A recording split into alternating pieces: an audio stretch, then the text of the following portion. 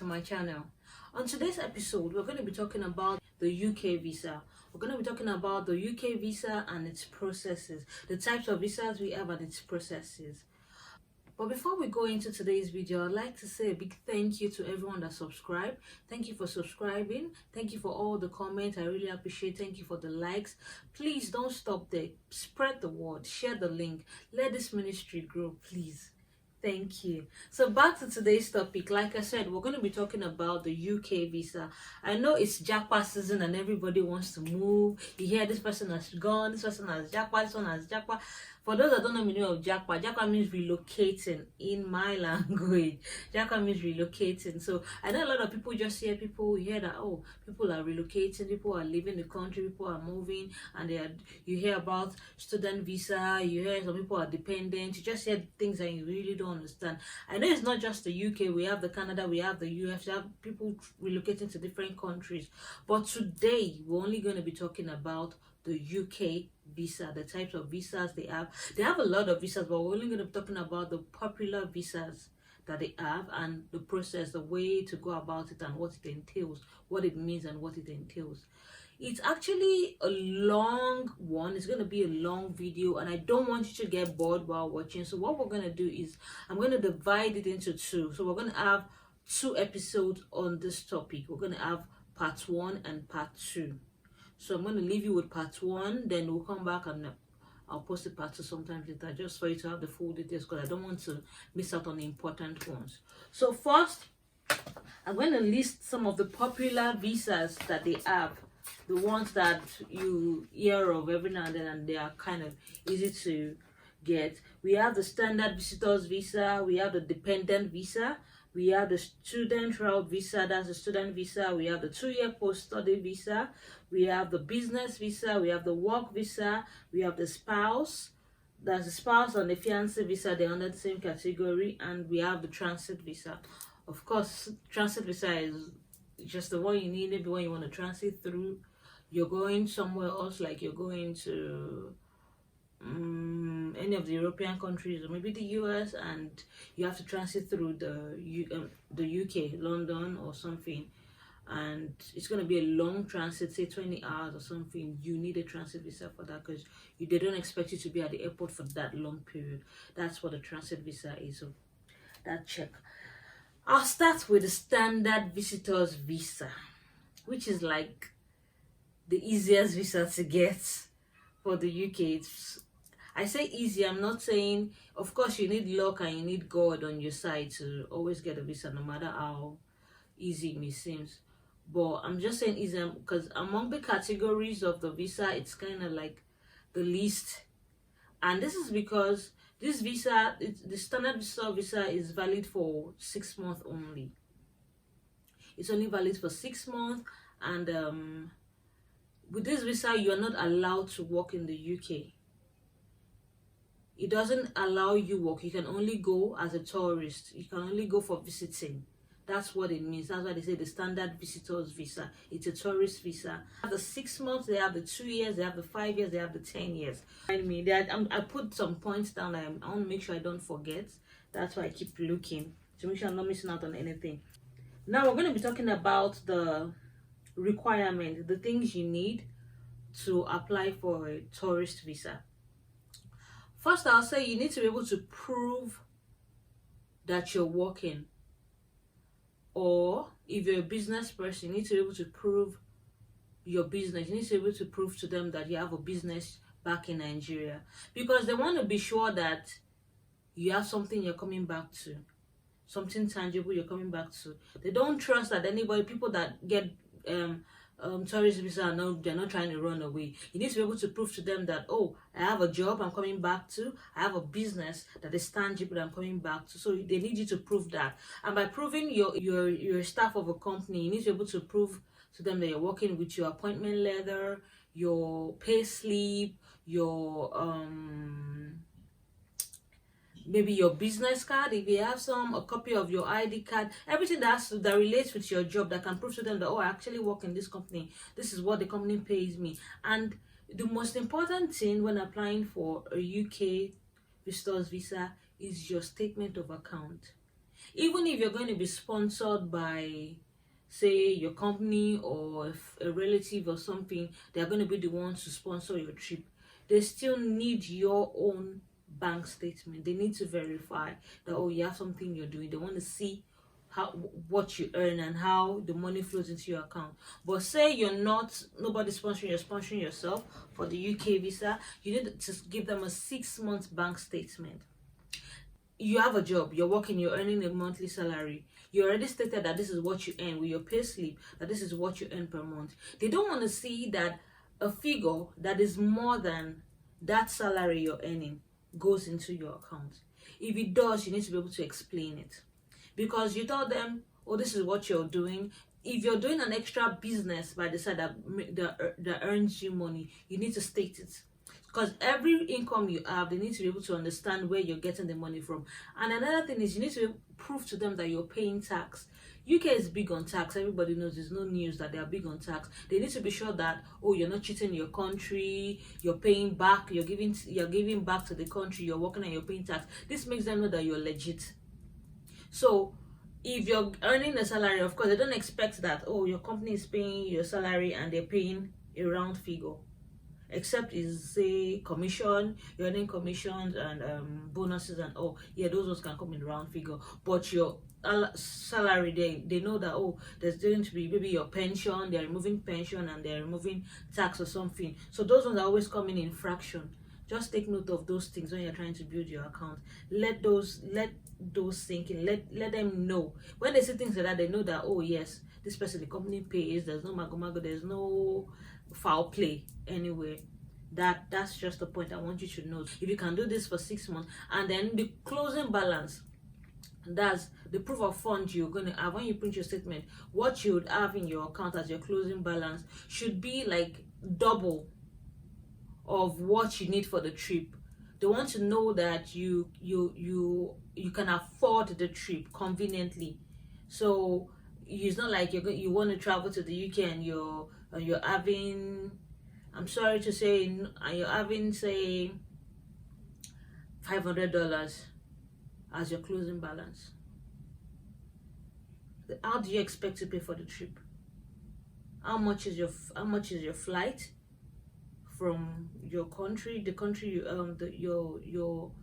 your departing country to the UK, the accommodation, how much is that? Then what you're going to spend there, how much is that? You need to put all of this into consideration and make sure that whatever you have, it doesn't necessarily have to be ×2. I'm just saying ×2. Just make sure what you have in your closing balance can cover the trip, and maybe you have more.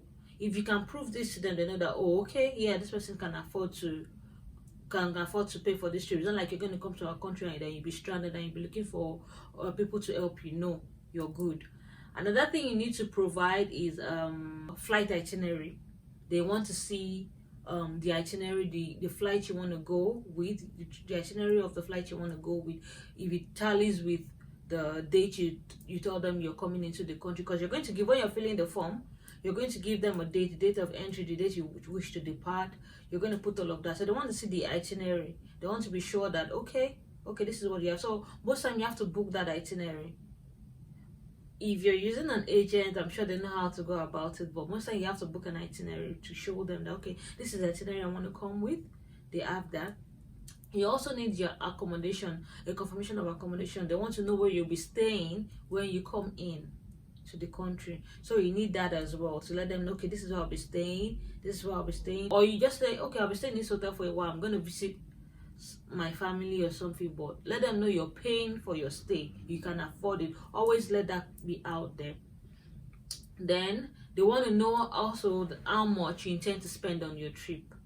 So in most cases, I advise that you have, it's not compulsory, but I advise that you have like your trip itinerary. You can put that there. That's like the activities you intend to do when you're there, when you're in the country, the places you want to visit, the activities you want to do. You do your research of what some of those activities cost, some of those tours, what they cost. You put all together and you just add it to your application and submit. Is there anything I'm forgetting?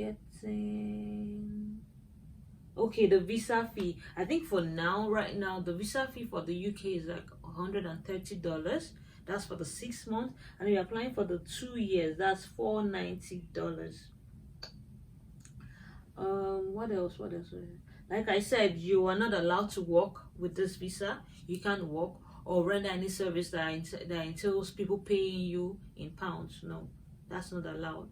Because if you do this and they find out, they're sending you back to your country, and you don't have bad records with any embassy, not just them, or any immigration service. You don't have issues with any immigration, not just the UK. Because if you have any issues with them, it goes into the record and it will affect you for other countries as well. So you don't want to do that. Is there any other thing I'm forgetting? Okay, I already said the UK is big on tax. Okay, Dublin is not included. So I think that's about it. If you have any questions about this, please just lay it down in the comment section and I'll get back to you on it, because I just feel I'm putting out all the important details, but who knows, I might be forgetting something. So if you have questions, please lay it down in the comment and I'll get back to you. Next, we'll be talking about the almighty student visa. Yes, this is the one that might take most of our time now. Like I said, I don't want the video to be a long one, so I'll just talk a part about this, and then we'll continue in the next video, like talking about the dependent visas and all. We'll continue in the next video. So for this student visa, yeah, so all international students who want to study in the UK are required to get a student visa. I want to throw light on this because, like I said, you hear a lot of people, oh, this person is relocating, or is a student, and then because it's everywhere. You hear, oh, this person got a student visa, oh, they're relocating with their family, they're going the student route, student route, and it feels like, oh, that must be easy. It sounds easy because everybody's doing it, but between me and you, it's not easy. It's not beans. It's not a child's play. It involves a lot of money, not just money, and the process. It's a process. It's not just, oh, once you have the money.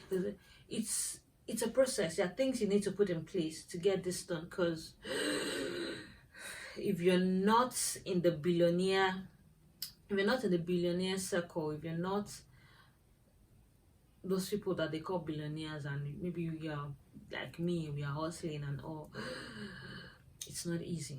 And people that are doing it, kudos to you. I know it's not easy, and I just wish you well. I wish everything goes well with you, and I wish you all reap the fruit of your labor, because it's a huge investment.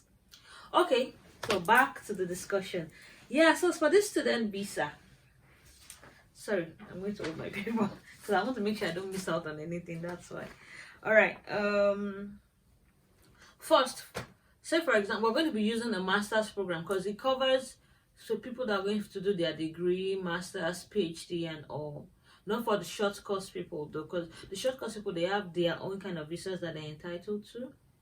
But we're talking about this. I'm just going to be talking about the main one, the one you hear people use to jackpot, because after the student visa, there's something they call the 2 years after study visa, which you can get that after studying, after you finish schooling, you can still stay for another 2 years and work with this visa. The things you need to get this: first, you need to get an admission. You also need to be able to conveniently pay, say, $12,000 to $13,000 as your tuition fee. The one is either you pay all at once to get the admission and get the ball rolling, you pay all at once, or you pay 50% of the school fees at least. So number one, school fees. That's the money that's going out of your pocket too. That's one. Two, of course, you need to have a valid passport. The passport you need to apply with needs to be valid. The student visa fee is £348. Yeah. So while you're like putting up when you're putting up your budget, always put all of this in budget your tuition fee, which is 100% or 50% of their request. You have to have that in your budget. You need to budget your visa fee, which is £348. All of this you put together to apply for your visa. So you need to get the confirmation of acceptance of studies from your school. You need to have proof of financial resources to support yourself or family member. This is typically proof of funds. this is the thing now. You need to have proof of funds, like just like the visitor's visa, that you need to produce a proof of fund and your bank statement for 6 months. You also need the same thing for your, but in this case, the balance you need to have, the proof of fund you need to have, should cover your tuition fee, your rent, your upkeep. It should be like, okay, yeah, say you've paid half of your fee and you have half to pay, you should have the complete half in your closing balance, so they know that, oh, when you're coming in, you're not going to be stranded. It's not like you're going to pay this one half and then you would just stop after one semester and you're going to be stranded. You won't have money to continue. They want to be sure that you can afford to pay the balance of the fee. So you need to have that money in your account as your proof of fund. You have something that covers that balance of your tuition. You have what covers your house rent. Just budget your house rent.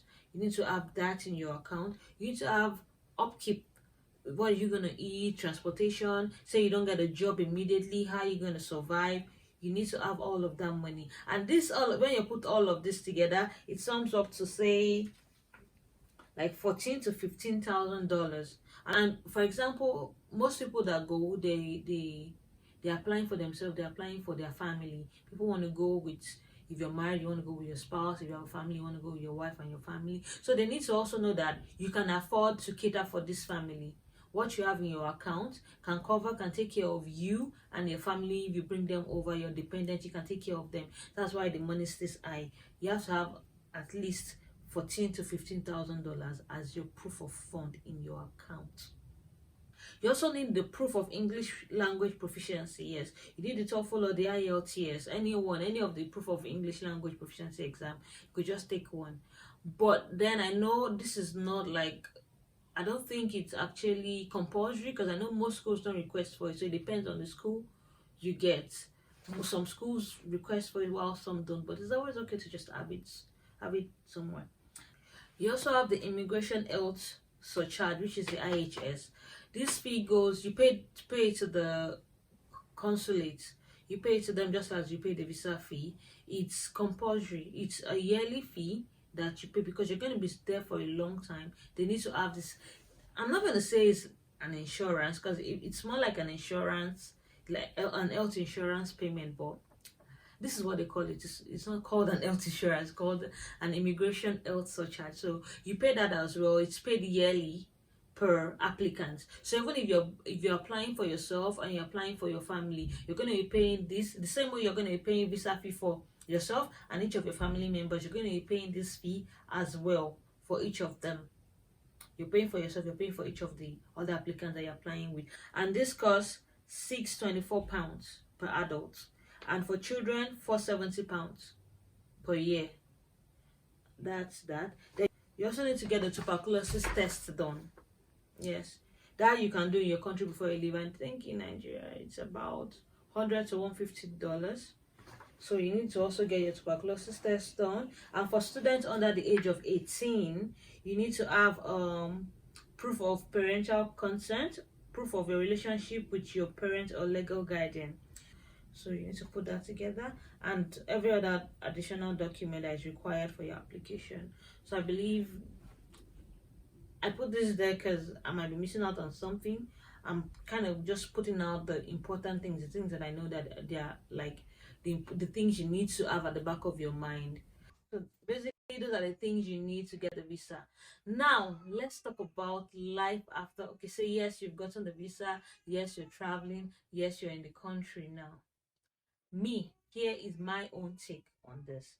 Not anybody. I'm not speaking for anyone. I'm speaking on my own take. So if you're not in the billionaire circle and we're like the hustling we're like the hustling type, I'm talking to people coming from my hometown, Nigeria now.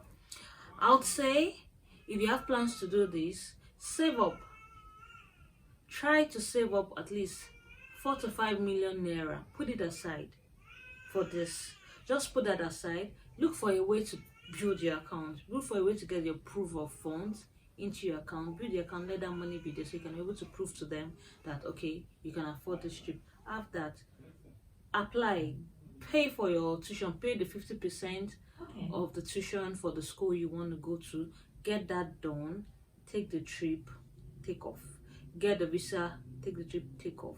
But make sure you have enough in your account. Make sure you have something that can take care of you when you get there. Remember, you're going to a new place, a new environment, totally. It's gonna be a new life. There are crazy things that happen in places. It's not the place that you're used to. It's not the place that use your currency. You understand? You might not get a job as fast as you think you can get. And it's crazy. So you need to be able to afford, at least for a month, take care of yourself. So you need to put some money aside so you don't get surprises, and you don't want to be surprised. Don't want to get any funny surprises when you get there. Because first, accommodation, when you get there as a student, it's not easy to get accommodation in the UK. If you don't already have a full-time job, they don't give you accommodation. They don't rent their houses to you. They would ask you to get a guarantor. You have to get a guarantor that will stand for you before they can give you the apartment, before they can rent an house for you. You have to get a guarantor that stands for you. If you don't get a guarantor, you'll be asked to pay for 3 to 6 months ahead on your accommodation, and that may be high. So you wanna be sure that you have enough money.